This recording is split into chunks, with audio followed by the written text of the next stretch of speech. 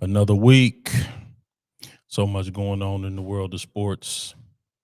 Um, Not a lot of good things. yeah, it's a rough week, man, to be a sports fan around here, man. But not a rough week to be a part of the Everybody Has One family, man. We want to thank everybody for a great week of engagement.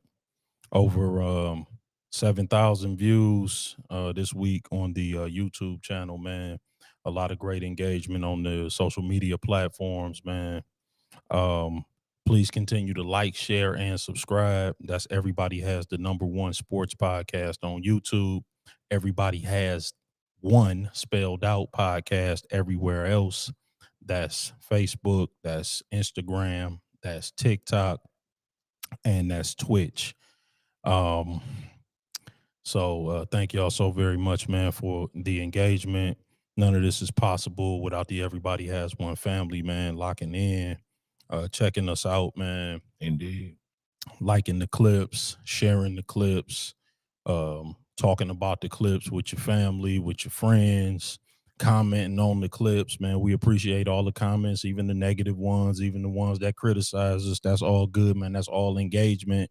And this is Everybody Has One. So everybody should be able to express themselves, man. We don't take offense. It's all respect and it's all love. Um, we got to get into our Detroit Lions. Oh, yeah, no doubt.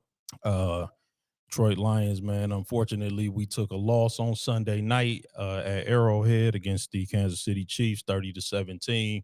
Two-score loss. I was nervous about that game. Kansas City got a lot of team speed in their wide receiving core, and we were banged up in the secondary. That did illustrate itself. Patrick Mahomes, 257 yards, 3 passing touchdowns, and 1 rushing. A lot of wide open receivers in that secondary. A lot of issues with the game itself. A dust up after the game between Brian Branch and Juju Smith-Schuster. Yeah. Without further ado, man, some issues with the officiating. But I'll take your thoughts. I'm sure that they're extensive where this is concerned. I'll take your thoughts, man, and then I'll give you mine. Well, I guess I had that one wrong. Shit. I mean, goodness, man. Oh, God, where do I start? Let's start with, I think everything was looking good until the fourth down on the first drive. Yeah.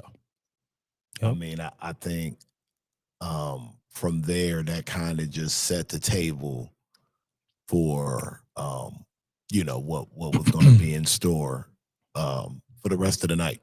Yeah. Which included a run defense that got carved up. Yeah. I mean, a pass defense that was fairly pretty much non-existent for the most part. Yeah. Patrick Mahomes for, everything that the Chiefs have been this year. You look up the last 4 games, 11 touchdowns, 1 interception. Yeah. This is right at about 70% completion percentage, somewhere around Yep. there, 68, 69 somewhere. So it's like you mean he's still Patrick Mahomes? Yeah, it's like now, because see what a big win does, it now kind of it focuses. Settles, it settles, and That's everything. Right. So it was tough for a lot of reasons. I think I don't want to like jump off a cliff and say, "Oh, the Lions got exposed." I think they ran into a team that had a lot to play for. Of course, yeah, they were desperate. We said that beforehand. Yeah, they were. They were highly motivated, but it was one of those games where you saw it, like like every first down, it was some extra. Yeah. You know, everything, it was extra. You know, the energy was there. And I'm not mad at it. You know, Yeah. you get what I'm saying? Yeah. I'm not bitching about it. I You, mean, it's you highly know. competitive. Right. Yeah. So, you know, you could tell that, you know, Kansas City were more than up for the game. Absolutely. And not to say that the Lions weren't, but I think for the first time since we've been on our streak, we got hit in the mouth and we didn't get up. Yeah.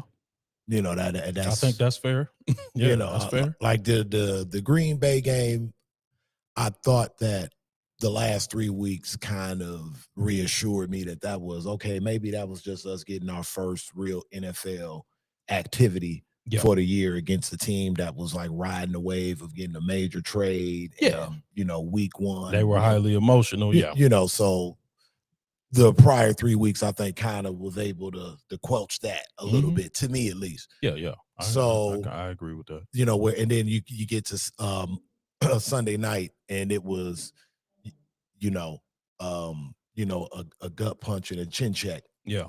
and you know, the Lions got to hold it. As for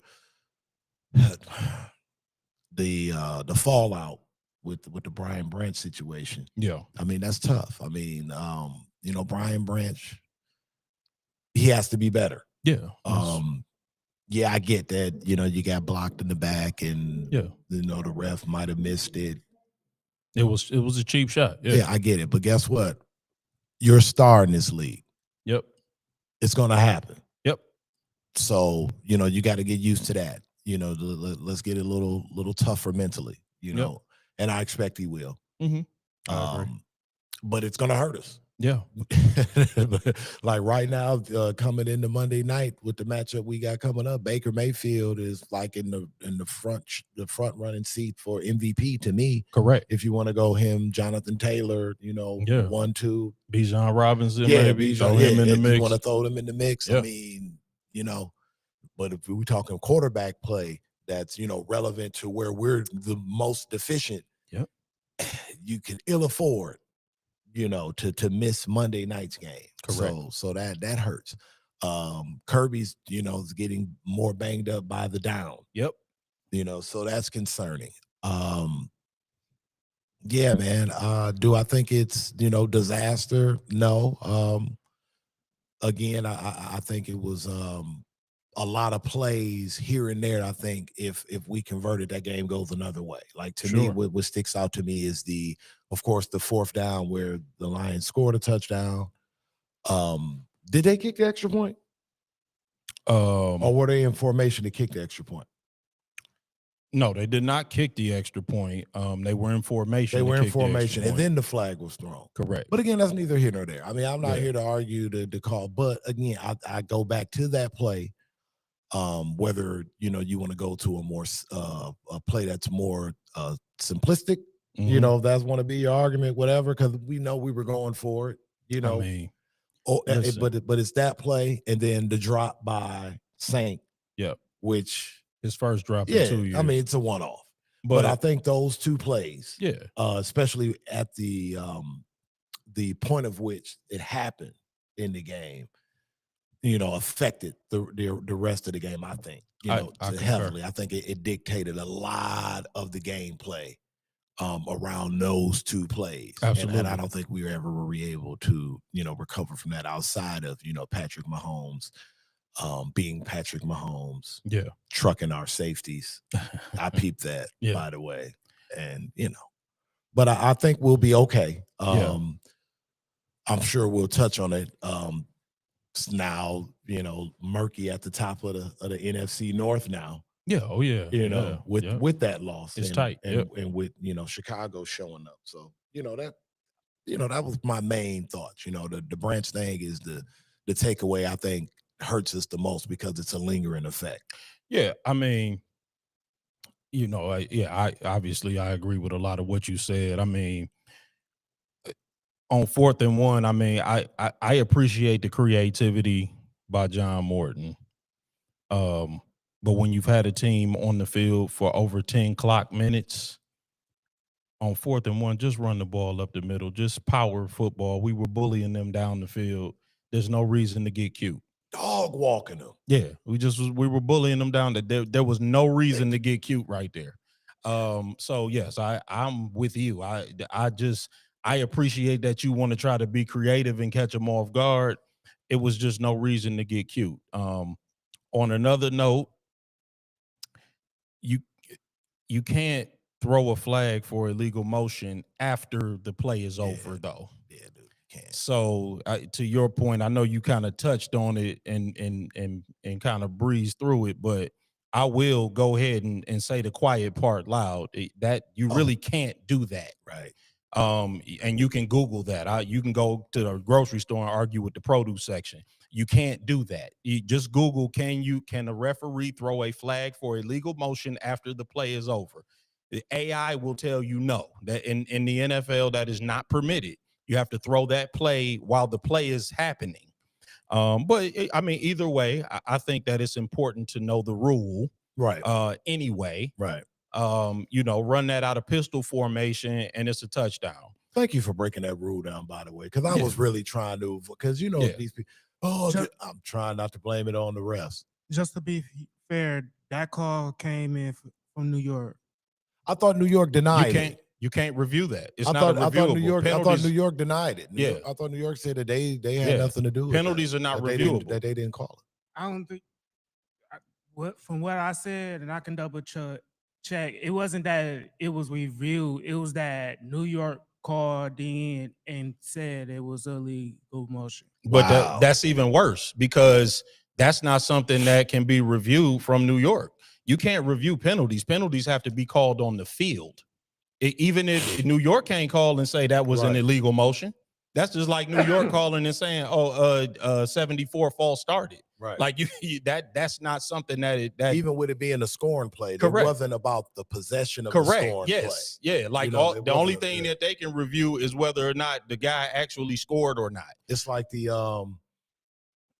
Draymond, Rochambeau, LeBron, where they suspended them on a Sunday, but they didn't call anything during the game. Correct. Yeah. Like, that's not, you can't review a penalty. It's not something that's reviewable. But again, I mean, and then the from this morning and on his weekly call on 97.1, Dan Campbell said that it was confirmed that the call was from New York. Oh wow, okay, yeah, well, there it is then. But New York can't call in penalties. So well, now that just really sucks. I wish somebody would have.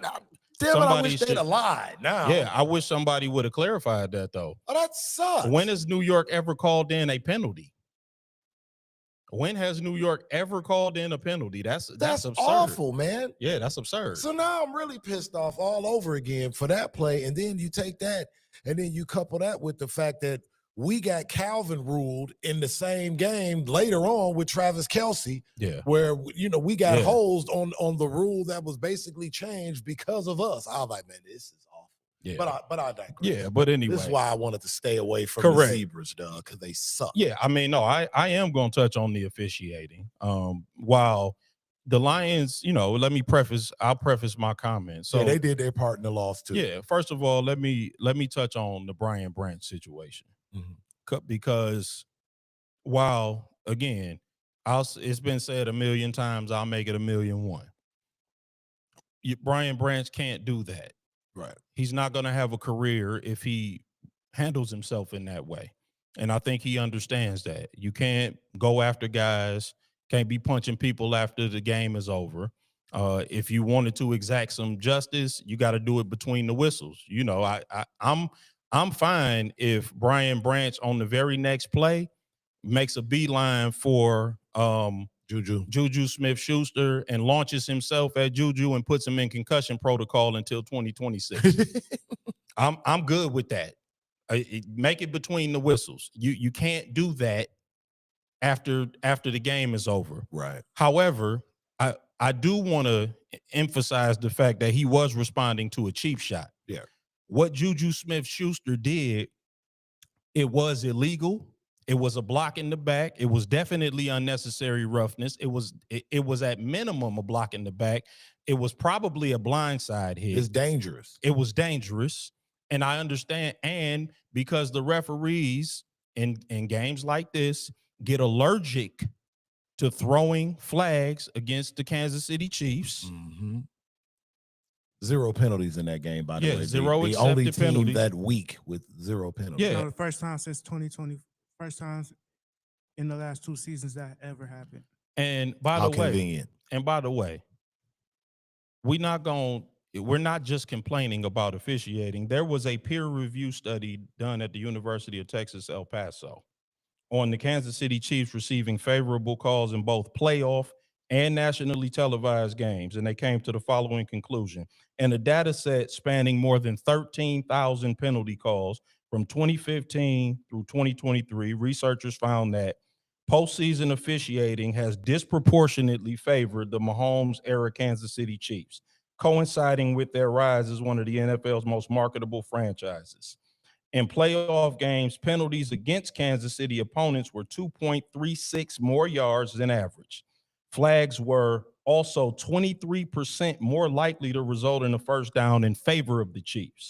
The study adds that subjective calls such as roughing the passer and pass interference occurred 28% more frequently. That's a peer-reviewed study. So that's not just us complaining about calls that the Kansas City Chiefs get. That's a systemic problem. And again, the Lions played their role in the loss. Correct. They contributed more than their fair share. Like, don't get it twisted. But this Chiefs thing has been happening for a while. It's a real thing. But I'm gonna move on to the Lions because we did do our part. Again, the secondary and linebackers covering grass in zone looks. I can't tell you how many times Chiefs receivers caught the ball with Lions defenders standing 5 yards to the right or 5 yards to the left or both. Everybody not named Anzalone. If you gonna play zone, you gotta match up. You can't just stand there and stare at the quarterback and defend grass. And that's for Kelvin Shepard and whoever else is listening. Nope. The pass rush was virtually non-existent. Didn't get after anybody.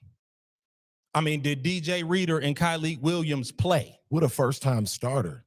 Yeah, right, at left tackle. I mean, here's a suggestion for John Morton. Don't throw the ball behind the line of scrimmage when you're down two scores. And please don't do it twice in a row. How about that? How about throw the ball down the field when you're trying to actually get back in the game? We love you, John, but it was a bad night for you, dog. And I already said this, but I'll reiterate it. When the other team's defense is on the field for 10 minutes, don't get cute on 4th and 1. Just turn around and hand the ball off. They were already tired. They was gassed. We would have pushed them right into the end zone. Just turn around and hand the ball off or let Jared Goff sneak it from the 1 yard line. And let's say we do get stopped right there. Give Kansas City 99 yards to go with a struggling running game. Stop, please. What is the number that Sonic and Tails have in terms of combined touchdowns for duos? Like, cut it out. Like, the probability of that happening. It wasn't happening. So, you know, of course, we didn't lose that game because of bad officiating. But nothing. Bad officiating was on display. Of course. Yeah. And I mean, since 2019, a team playing a game and not being and having 0 accepted penalties has happened 12 times. The problem is that 3 of those times have been the Kansas City Chiefs. 25% of the time it's been the Chiefs. A quote. And that very rare occurrence. There's obviously a problem. And the reason why nobody will talk about the mitigating circumstances around the Brian Branch situation is because it will force you to talk about the fact that the officials weren't throwing flags and he was responding to a cheap shot. That's what he said. I'm reading USA Today and they talking about a handshake and somebody didn't want to shake somebody's hand. Brian Branch said from his mouth, I got cheap shotted during a play and the refs didn't do nothing about it. And also followed up by saying it's no excuse for him doing what he did and he has to do better. I'm not excusing Brian Branch. Right. I'm talking about the mitigating circumstances around why he did what he did. Right. When the officiating is that porous during the game, things like this can happen. Absolutely. This is a this is a unforeseen consequence. It happens in every sport. It's- Bad officiating when it's the youth, it develops poor habits, Correct. and poor gameplay. And when it gets to the pros, people get hurt, tempers flare, and people get fined and this suspended. is the problem. Or if they would have just made the appropriate call right there, likely there would have been no problem post game. Mhm. I'm not saying that that's 100% to a certainty, but likely there would have been no problem. But because he felt like there was no justice on the field, he was going to exact some justice after the game. Again, that was immature, it was childish, and it was the wrong decision. He's a professional. He's making millions of dollars a year. He obviously did something foolish, and now it's going to cost him and his team. Yeah. I'm not excusing Brian Branch. Brian Branch got to be smarter than that. He is smarter than that. He knows he did something foolish. He knew it right after he did it. Yeah. But I bet you Juju Smith-Schuster will think twice before he cheap shot somebody else. Now let's talk about Monday night. The Tampa Bay Buccaneers are coming in. Ain't no half stepping. They playing very well. Now they got a lot of injuries at the receiving position. I was just about to say, is that if there's one team we probably want to face right now, it's probably them. Yeah. Even though they're playing well. We just picked up Kendall Fuller, I think. Signed him for some secondary help. Yep. And you know, and then you know what? Let me briefly address some of Dan Campbell's comments before the game too, because he said some stuff I didn't really care for before the game as well. And I love Dan Campbell, but saying that we need to go out there and score 30, turns out he was right. But I didn't love that. And also in his interview with Tony Dungy saying that, you know, we kind of built the play man to man. And then we went out there and ran that weak zone and had receivers running, you know, just wide open. And I did, you know, listen, I appreciate that, you know, we have a program with the Lions. I love it. I do.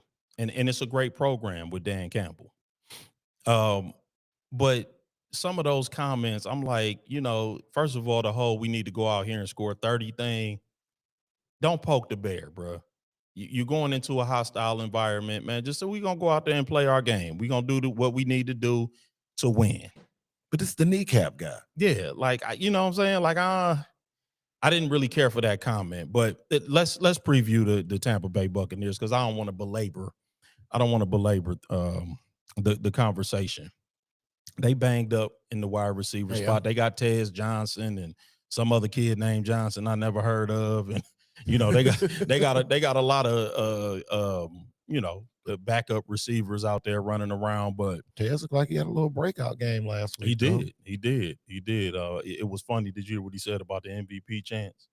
Oh, when he said he thought it was for him. Yeah, he's like, bro, they talking about Baker. I mean, but I guess that's like the confidence a wide receiver has to have in right. the NFL. The delusion, right? Yeah, you know what I mean? God bless Tez Johnson. I anticipate a shootout. Yeah. Because number one, Tampa's been in a number of shootouts this year as it is. Mm-hmm. And we're going to be, you know, now we're the desperate team. Yeah. I think, and Tampa's riding very high. You know, they coming in number one on a lot of power rankings.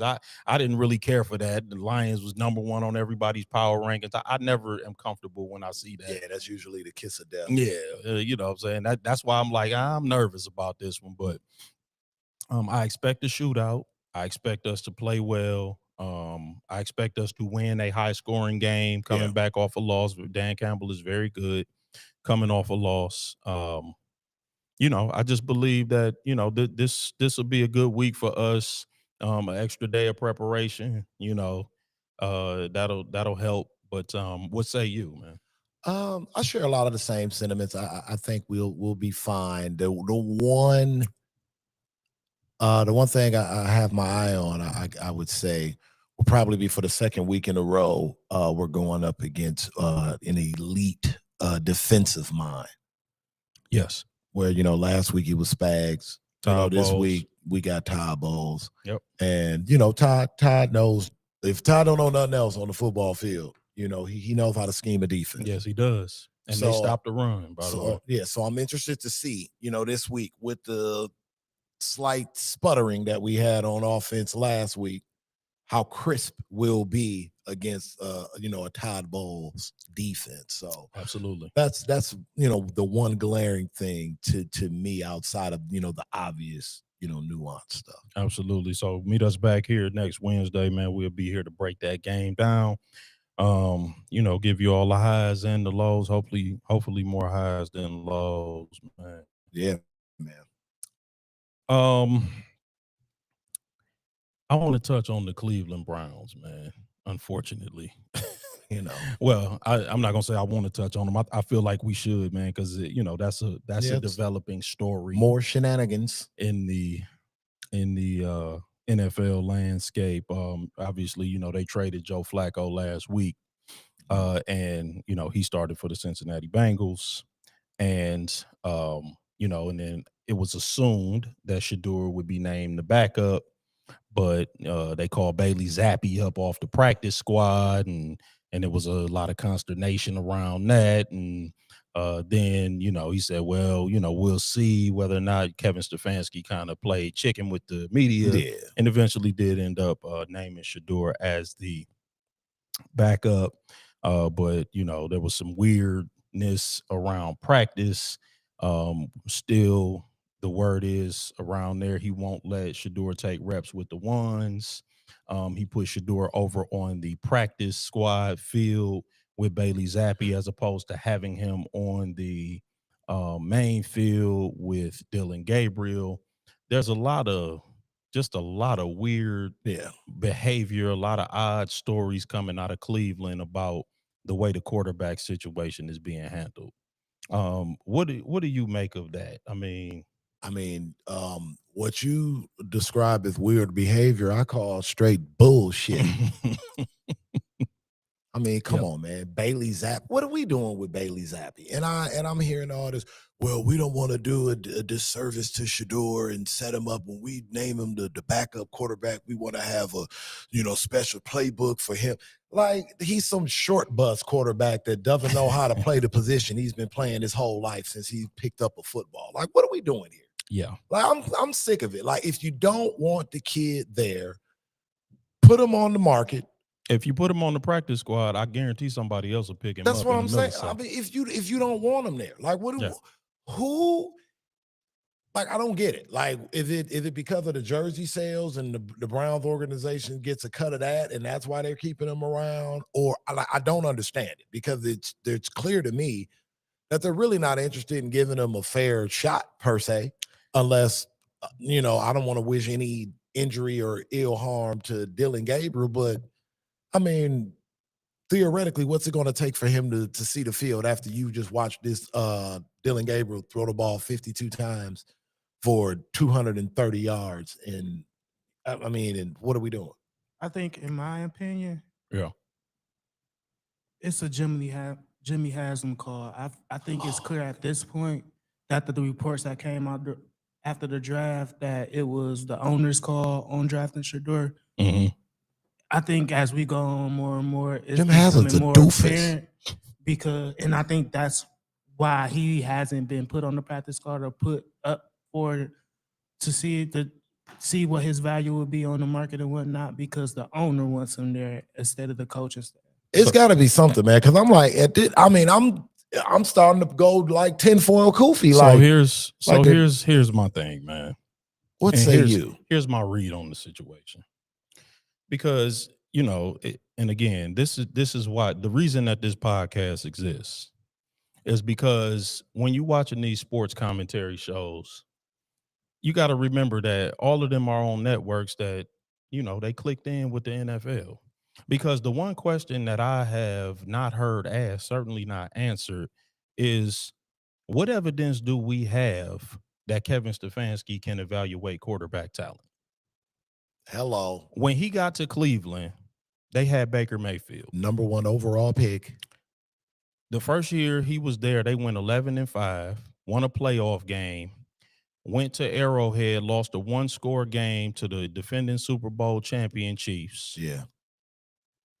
The very next year, they traded Baker Mayfield for a conditional 5th-round pick, right? So you don't trade somebody you think can play for a conditional 5th-round pick, right?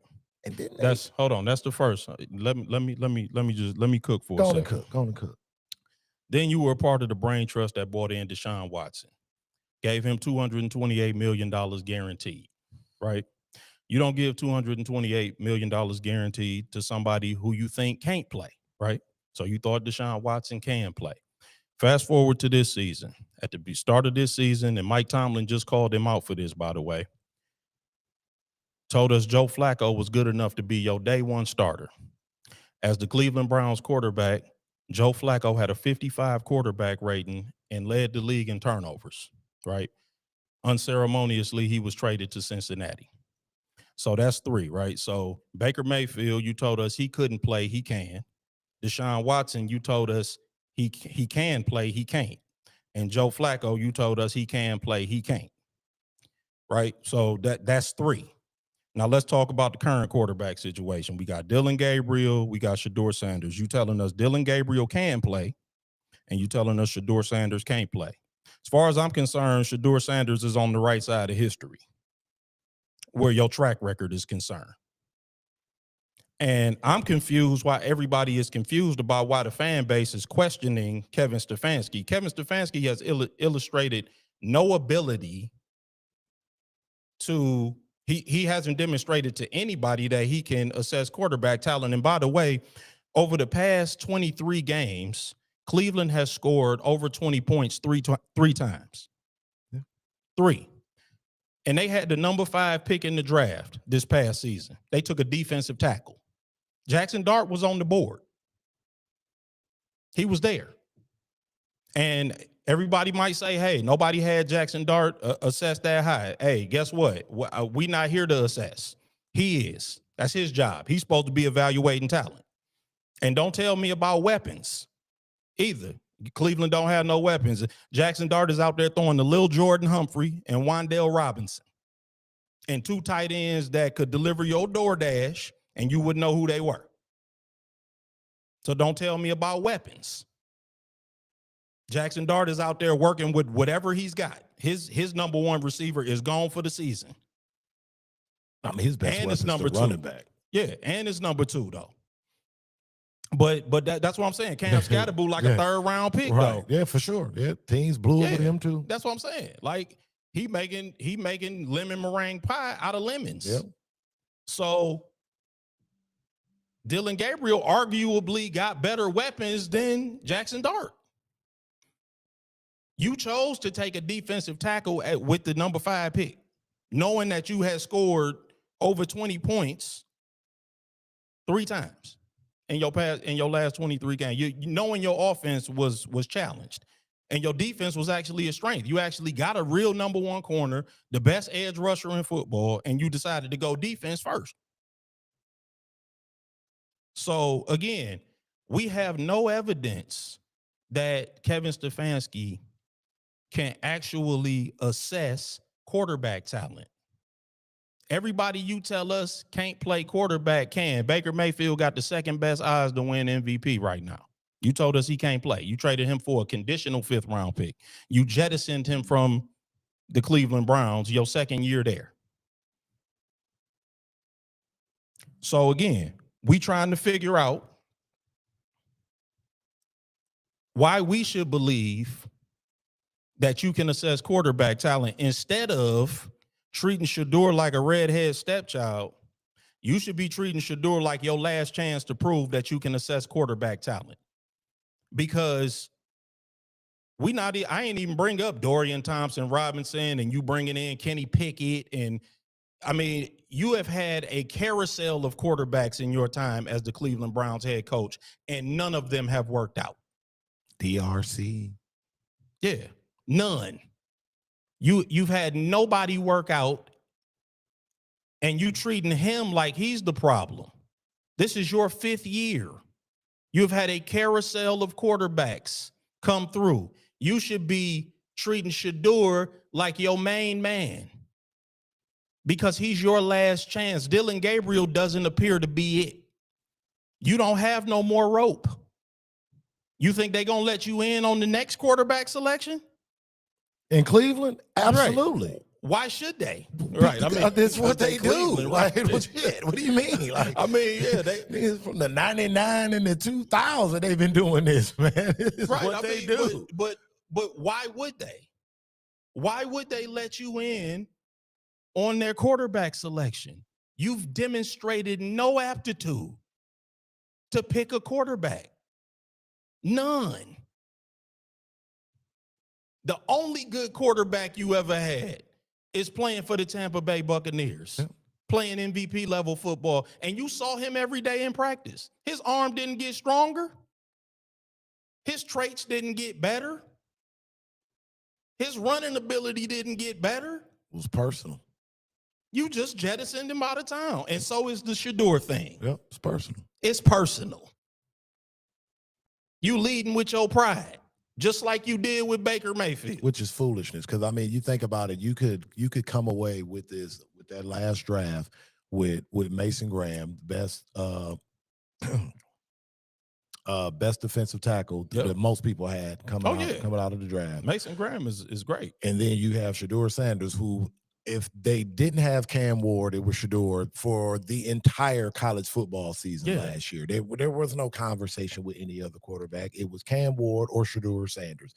Those were the two guys. And he trying to ostracize Shedeur. And hey, man, if it wasn't Cleveland, it wouldn't be believable. Yeah.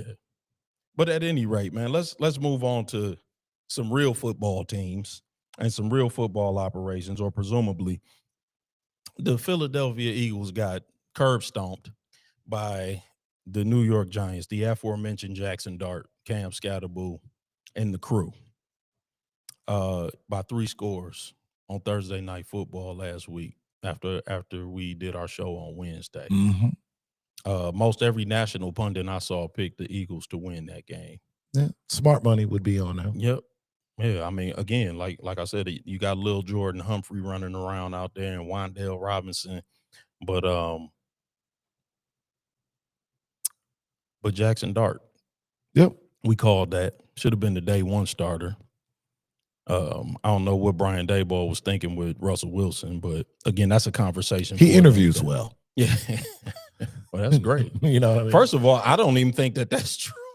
He's a little strange to me, but all right. I mean, if he interviewed well to somebody, all right there. But all right, but aside from that, because I don't really want to talk about the young Giants, who I enjoy, and I think they are a great story. I'm more concerned about the Philadelphia Eagles. Mm-hmm. Because something stinks there. Because I mentioned the Lions pass rush earlier, and Zadarius Smith, quits. Yes, he retired this week, and you know, a lot of people like, man, the Lions dodged the bullet. There's not one part of me that believes that Zadarius Smith retires if he was playing for the Lions. But I mean, you know, whatever. That's just conjecture at this point. It's all conjecture at this point, and you know that's a conversation for another time. But that does indicate to me that something stinks in Philly, because you know, for him to just do that out of the blue in the middle of the season, he's not injured. He doesn't appear to be hurt or anything like that. I think that's an impending dumpster fire. That's what that indicates to me, that he would just retire out of the blue like that. I think he sees the writing on the wall. There's going to be some upheaval there of some kind. You know, maybe not the coach getting fired, but you know, maybe a demotion for the offensive coordinator is looming. Because you know, I think that there's going to be some kind of an upheaval there. But what do you think? Yeah, I mean, what a difference 2 weeks make. Mm-hmm. You know, it's a lot of I guess people could say they were maybe trending to get to this point. Yeah. We kind of saw it coming. Yeah, I mean, it was a lack of continuity on offense early, but they were finding a way to win games against quality opponents, and were still able to, even though it was not conventional Philadelphia Eagles football, it was clean. Right. You know, I agree. But behind all of that, there were injuries piling up. Mm-hmm. And again, with the inconsistencies and the lack of, I guess, fluidity with the offense, there's the frustration that built with that. And I think Thursday, with Thursday's game, a lot of that just kind of just spilled over. Yeah. The offensive line just looked a step slow. Yeah. Jalen was missing wide open touchdowns, which is, stuff that he was doing early in his career. Mm-hmm. Quinyon Mitchell gets hurt. Yeah. Jalen Carter gets hurt. Yeah. Lane Johnson still banged up. So it's and then you factor in when things like this happen throughout a season, when you have to do something like defend a title and not get drunk off of it, right, and defend and prepare to win another. Losing guys like a Brandon Graham in the locker room, mm-hmm. A Jason Kelsey in the locker room, and guys like that. Mm-hmm. I think that matters, yeah. especially when you have the extra chirping in the background and things like that. So I think it's a culmination of a lot of things brewing and stewing right now. And to your point, maybe a shakeup is necessary to kind of shock the system, so to speak. Yeah. To kind of get everyone back in formation. Yeah, that's I agree with all of that. I think that I struggle with whether or not I do believe that they will rebound. I think that the roster is just too good. Mm-hmm. I think the roster is just too good. They will rebound. And for as much as people talk about the offense, because and I got a wild stat that I saw is that the Eagles scored 26 points in the second half against the Rams. In all of the rest of their games this season, they've scored 27 points in the second half, which is a wild stat. That's crazy. That is. But for as much as people talk about the offense, I'm more concerned about the defense. Speak on it. I'm trying to tell you. I think the defense is one of the things that's flying under the radar, because, we mentioned it. Like, the Giants, they got Lil Jordan Humphrey and Wandale Robinson and God knows who playing tight end. And really, not a great offensive line. And I love Cam Scatterboo. I do. Right. I think that, like, he almost a throwback to a fullback. Like, his center of gravity is so good. Like, but Mike Allstott. Yeah, exactly. Yeah, like his center of gravity is just tough. I wish that he would go out of bounds sometime, but like he run into contact. Like, I don't know how many years he gonna play. Right. I don't think he's interested in longevity. Exactly. Yeah. But I'm like, man, but he just runs to that contact. He's a throwback in that regard. But Giants had their way with them that entire game. Yeah. It was like from pillar to post. They bullied them. Yeah. It's like, and that to me was more shocking than what was happening on the offensive side of the ball. Yeah, for sure. Because I'm like, giving up 34 to kind of a beleaguered Giants team that really struggled against the Saints was, to me, more concerning. I'm like, what's happening on that defensive side of the ball? Yeah. So yeah, that would be, to me, like the Ravens offense struggling when Lamar Jackson was playing. Like, okay, we know the Ravens defense is bad, but what's up with the offense? Kind of what happened to Josh Allen and the offense on Monday night. That's more concerning. I'm like, giving up, they basically held Atlanta to 21 points for most of the game. I'm like, what's up with Josh Allen scoring 14? Yeah. That should really be more of the concern. Like, Josh Allen and that offense are supposed to put up more than 14 points. That's really the bigger problem. Yep. And speaking of Josh Allen, man, let me transition there for a minute. Because something interesting happens with Josh Allen that I noticed. And let me know if this sounds like anybody you ever heard of. When Josh Allen wins, it's wild, man. Look at Josh Allen. The guy's playing quarterback, the position better than anybody that I've ever seen. when Josh Allen loses, it's like, man, Sean McDermott and the rest of the team is really letting Josh Allen down.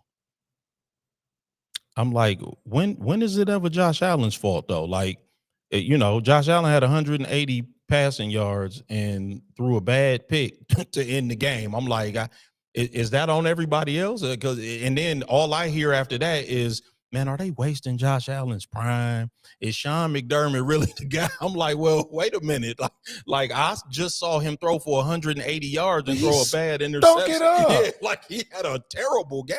Like he stunk it up. he stunk it up. Yeah, I'm like Monday night. What was that, Collinsworth? Yeah, I mean everybody. Yeah. I haven't heard one criticism of Josh Allen. Like, the dude is pretty Teflon, and we know a basketball player like that. Like, I'm like, that reminds me of a basketball player that may or may not still be playing in the NBA, because it's always that narrative with him too. Like, man, Oh, they currently sitting out with sciatica.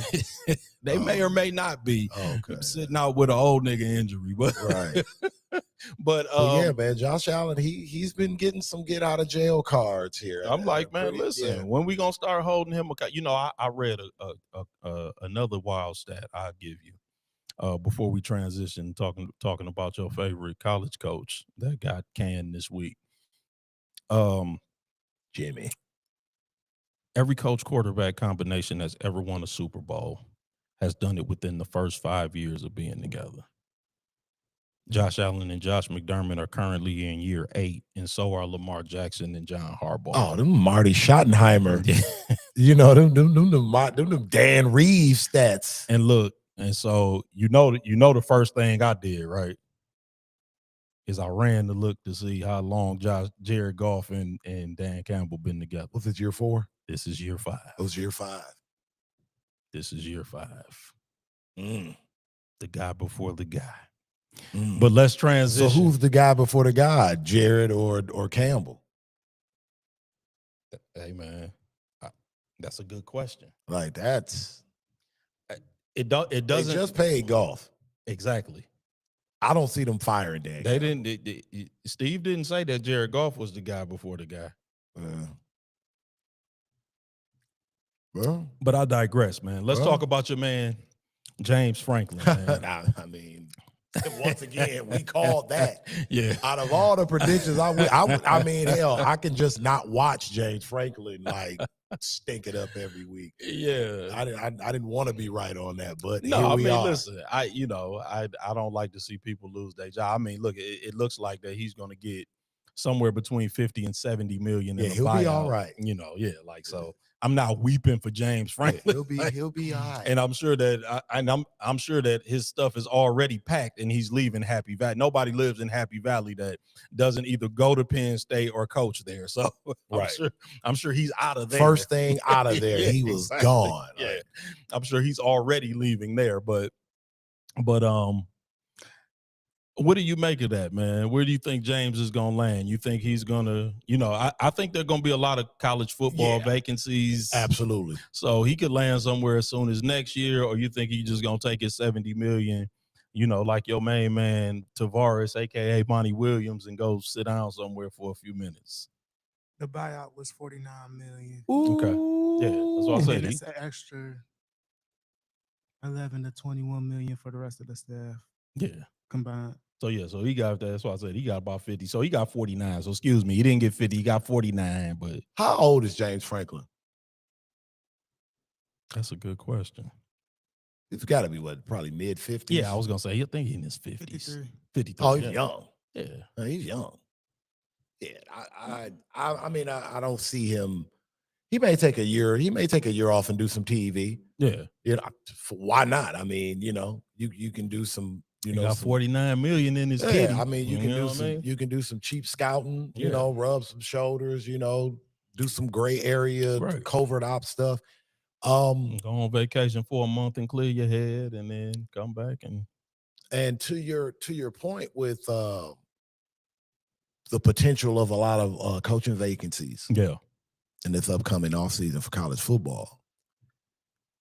Seeing how things are trending. This is my 10 Koofy here. Okay. 10-4 Koofy here. 10-4 Koofy time. It's been a while. Okay. Don't punch me.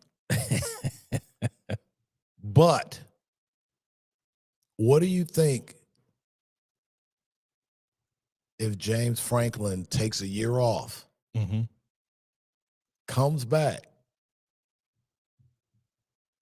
Maybe since he does have a name and is familiar with the area, he stays in the Big Ten. He ends up in East Lansing. I'm all right with it. You're all right with it. I am. I was ready to duck under the table because listen. I didn't know how you feel about excuse me. Let me just say this to you, dog. After I saw what I saw on Saturday, bro, you could exhume Joe Paterno, man. And I would have been amenable to that. Because that was homecoming. That was a one-win UCLA team coming in here. That was a home invasion. And putting belt to backside in front of the faithful. You could hear a rat pee-peeing on cotton in Spartan Stadium on Saturday. So, I take James Franklin can recruit. We'll at least have some ball players. Yeah. I'm like, listen, man, and first of all, there are 3 billionaires: Tom Goris, Matt Ishbia, and Dan Gilbert, right in your backyard, man. And you can buy players now. I'm just saying. Just get all of them in the room with their checkbooks. Like, hey, man, I will buy you a program. I'm just saying, James Franklin can talk slick on the couch. I'm like, man, look. So, I mean. And on top of that, 2 of those 3 like to have a penis swinging competition against each other. Bang. For sure. So I'm like, listen, man. Trust me, I know personally. I'm like, was in the middle of those. I'm wars. like, get them in a room with the checkbooks, man, and be like, look, we can build this thing, man. We can build, because newsflash, we gonna lose to Michigan and Ohio State anyway, and Oregon and Washington and everybody else. So man, listen, I'm perfectly fine with him going to Michigan State because I don't like what I'm seeing, man. Jonathan Smith was supposed to build me a defense. I'm like, listen, I'm actually all right with the offense being sort of a work in progress. Right. I'm used to us always having a tough defense. Right. That's a staple. Yeah. I'm like, this defense that we putting out there that you can run on and you can do anything you want. Yeah. We couldn't stop a strong Division III candidate at the strong Division III contender at this point. Right. Western Kentucky would come in and put up 45 on us. Wishbone. Yeah, I'm like, man, look, stop it, man. No, man. So we got a few minutes left. Go ahead, Neff. Go ahead. You touched on the situation in East Lansing. Yeah. And so right now we have about 7, 8 open jobs. Mm-hmm. And that's not speaking on what may happen at Florida, at Florida State, at Wisconsin, at Auburn, at UNC. What percentage would you put on Sharon Moore leading the team out against Western Michigan on Saturday, September 5th, 2026? No better than 50-50 for me.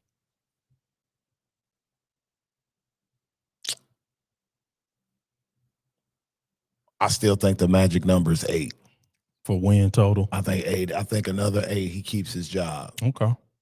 I think another, if they get an 8, they get a decent bowl, because it'll be a Michigan bowl. Somebody will pay to fly them out somewhere and play somebody at the I don't know, it'll be something like the what is the status on Justice Haynes? Not to cut you off, I apologize, but that's important. That's everything. Yeah.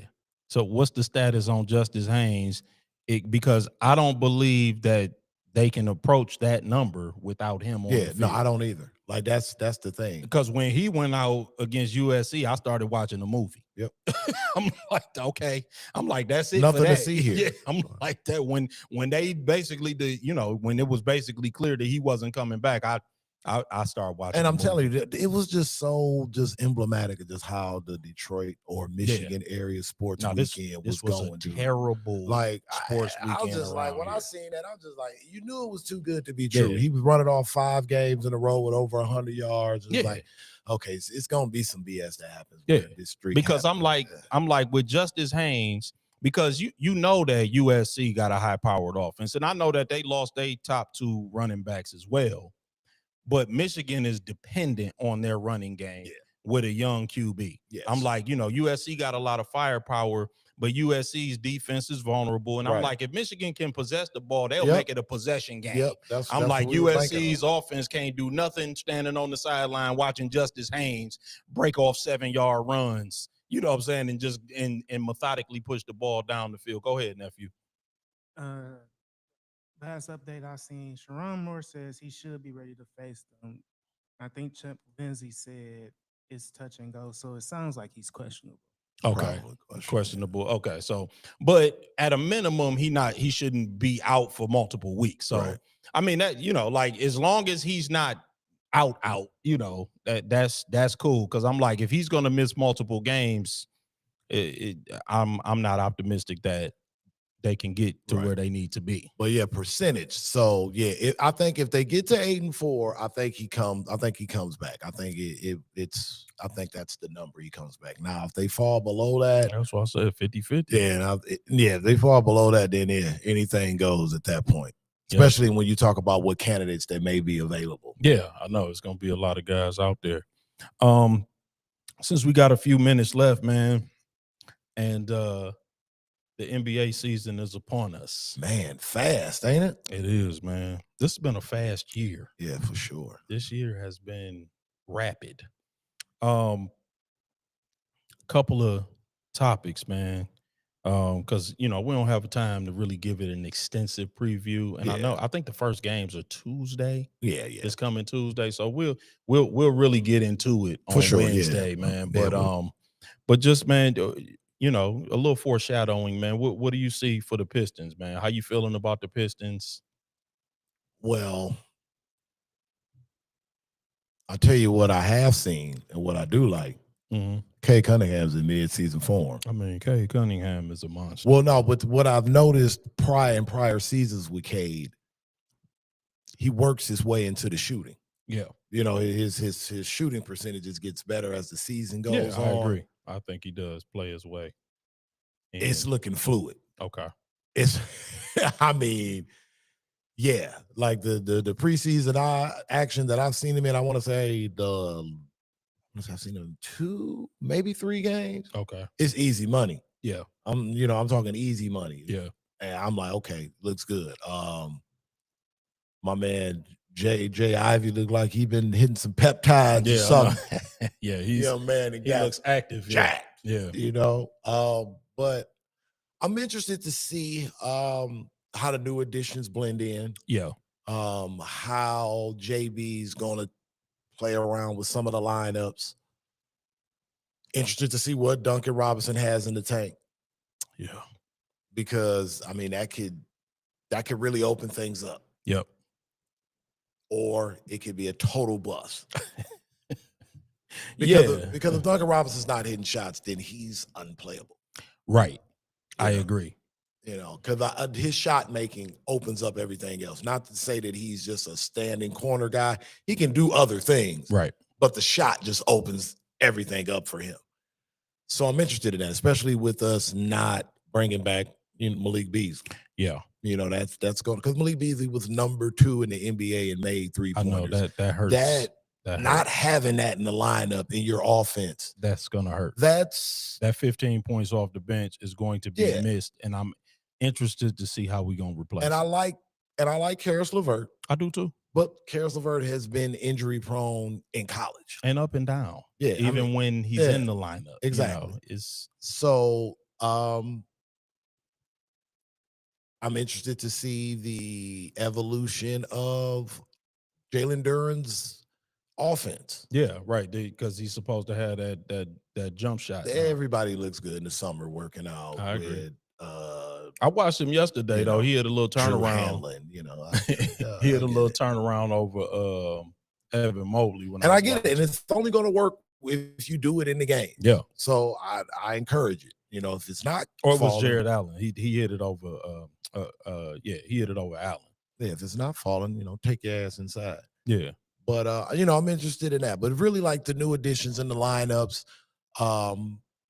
You know, the East I feel is wide open, so I feel we can make a move. We can. And I, you know, I figure we'll talk about that next week, especially with some.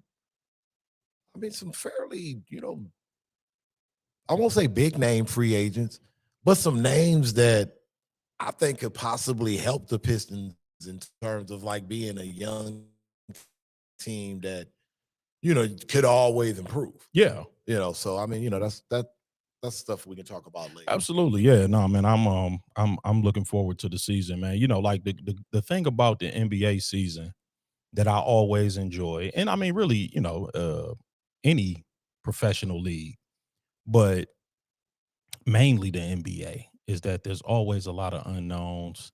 There's always a lot of player movement, you know, and you, unlike the NFL, you know, the NFL to a lesser extent, but one player, you know, like Durant to Houston changes everything. Yeah, You know what I'm for sure. saying? Like, you know, sometimes a great running back like Derrick Henry, obviously to the Ravens changes a great deal. You know, Saquon to Philly. So, you know, I don't want to say that you know those one player can't make a huge impact, but the NBA is so different. You know, like one guy just he can tilt the axis of the entire league.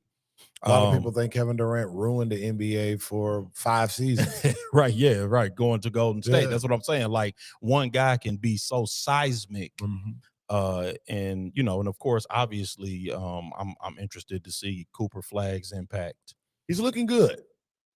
Yeah, you know, he's like looking good, particularly in the absence of Kyrie, because they're gonna be without Kyrie for a good chunk of the season. They got D'Lo though.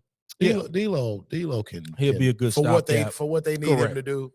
He'll be a good stopgap in there for a good period of time until they get Kyrie back. But yeah, no, I mean, I'm excited. Yeah, I love basketball, too, man. Like we got to do some fan casts because I mean, it's some players out here, man. Yeah, like that. A lot of people, I don't think the masses are familiar with. Yeah, no, man, we got a fan cast. Your favorite, the in-season tournament, man, the Emirates Cup.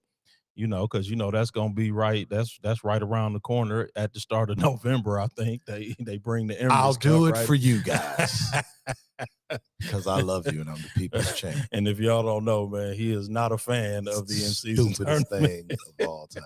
I mean, listen, I think that there's a way to do the in-season tournament to make it exciting and fun. I also think that the NBA has not found that way. It sucks, bro. Yeah, like we didn't lose a game. Like, and then the one game we lose, we're out. It was over. Yeah. I'm like, what the hell is this?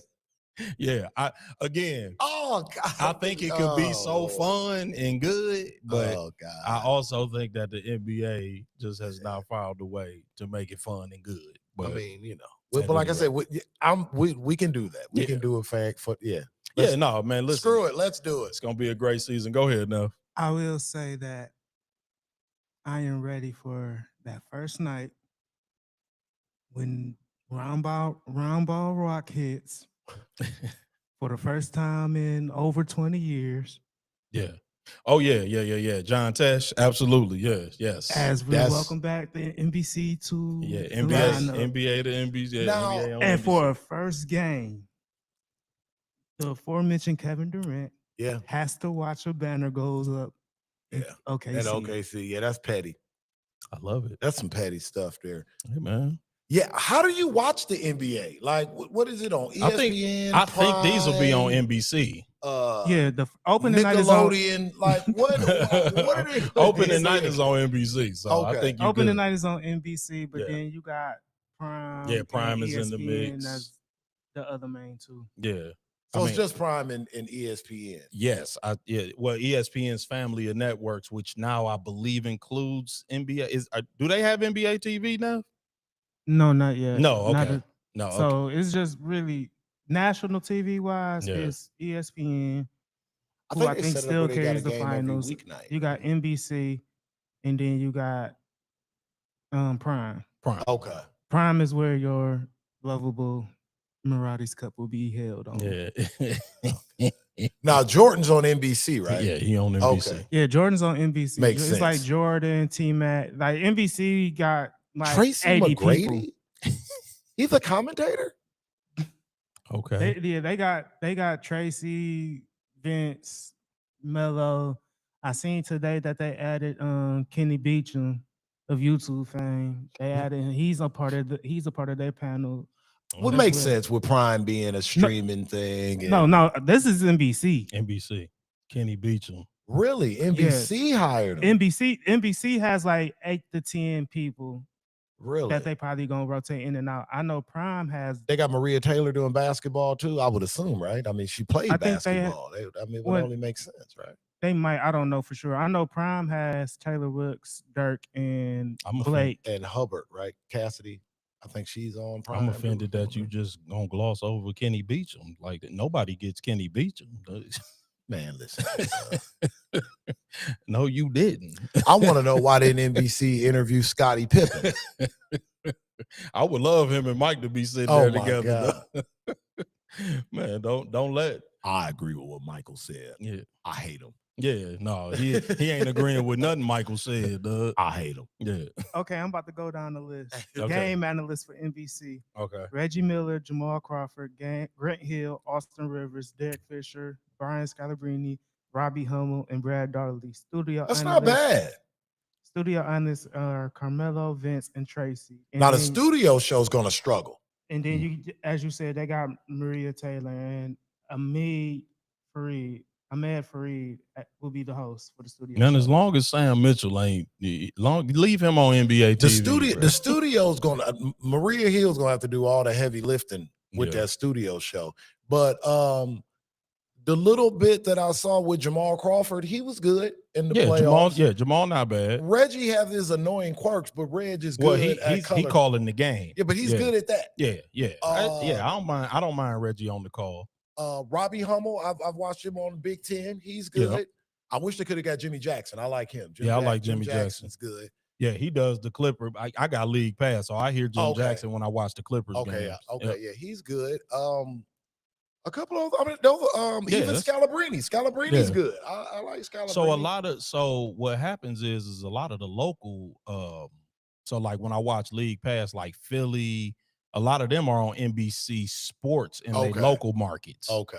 So I think what they did is I think they poached the best of the best. They poached some of the best of their local people. Because Scalabrine's been doing the Celtics games for exactly. a while. Yeah. Okay, that makes sense. Yeah, and I think they at NBC. Yeah, that's not a bad. That's not a not bad bad. lineup. Yeah. Grant Hill's, like I said, polished. He doesn't add any extra, but he. Yeah, no, that's cool, man.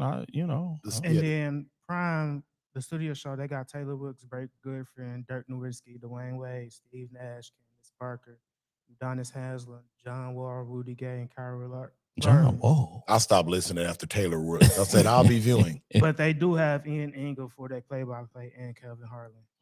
I like Harlan. Ian Eagle's okay. Iron Eagle, Iron Eagles, he's okay. But Kevin Harlan's my guy. Yeah, Kevin Harlan, my dude. I like. Ooh, God, that Prime like D Wade is so annoying, bro. Yeah, I mean, he's annoying as hell. Let's keep it a buck, dog. The only pre and post game show that I really watch is inside the NBA. That's pretty much it. The rest of I'm a look in on NBC because I'm interested in Jordan, and I kind of want to hear some of the stuff. But they don't have the right guys for that. I mean, like you would think with like a Jordan, they would have like somebody like a Will Bond, or somebody, somebody. I don't think Jordan's gonna be in the studio. I think he's gonna be more of a correspondent, interviewer, special correspondent. That's special how interviewer. No, I don't think he's gonna be there with like week in and week out per se. Or they may save him for like Sundays. Yeah. Like remember how back in the day they used to shuffle out Dr. J. Jordan too rich to work every day. He doing this a passion project. So you already know he gonna be, like you might see him one day a week. You know what I'm saying? Like and it probably won't be Sunday because Sunday's NASCAR day. Yeah. So I'm like, I ain't really worried about I'm only worried about who's gonna be calling. And Austin Rivers, he's good. I think he's a young up and coming talent that I think is pretty good from the stuff that I've seen from him. Okay, he's been, from the content that I've seen, he's pretty solid. I'll take your word for it because I haven't paid attention. I see he subbed on NBA Today a few times a couple of years ago. I think when he first was kind of fluctuating between playing and not playing. Dipping his toe. I just looked up the first couple of nights that they have for NBC up until November 4th, and Michael Jordan isn't scheduled to be in the studio. They unwrapping him on Christmas. So it sounds, I think he's going to be more of a special Christmas Day in the finals, All-Star game. And I don't even think that, like, I really think he's going to be one of those, it's a package and we want Jordan to talk to somebody. Right. That part. Yeah. No, I mean, yeah. Like, does NBC have the finals, right? Let me double check, but I think it's still ESPN. ABC. Yeah, I was gonna say no, ESPN, ESPN, ABC. I think NBC is taking TNT's place. Right. Oh, for the conference finals. Yep. Okay, that makes sense.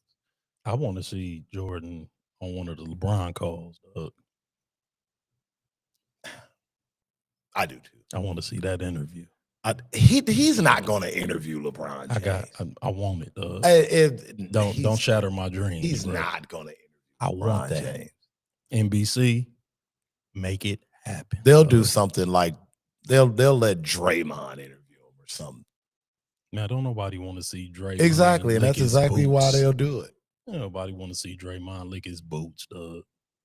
Okay, so yeah, ESPN, ABC, they gonna get a portion of the early round games, and they have the finals. Yeah, NBC and Prime are gonna be the two that have the conference finals. Yep. Okay. So does NBC have the Western Conference Finals? I don't know who has what. I was gonna say, man, you gonna make me root for the Lakers to get into the Western Conference Finals if NBC gonna have it. I want the Jordan LeBron interview. I gotta have it. You know what the Lakers got to do to get to the Western Conference? Yeah, they have to shoot Jokic, shoot SGA. They got to shoot Anthony Edwards. I know, but I'm just saying. I mean, they have to put hits out on all of the best players. I don't think that's gonna happen. Send more broads towards Ime Udoka. Like what? It's a lot. You know Ime's weakness. Yeah, like that man's kryptonite.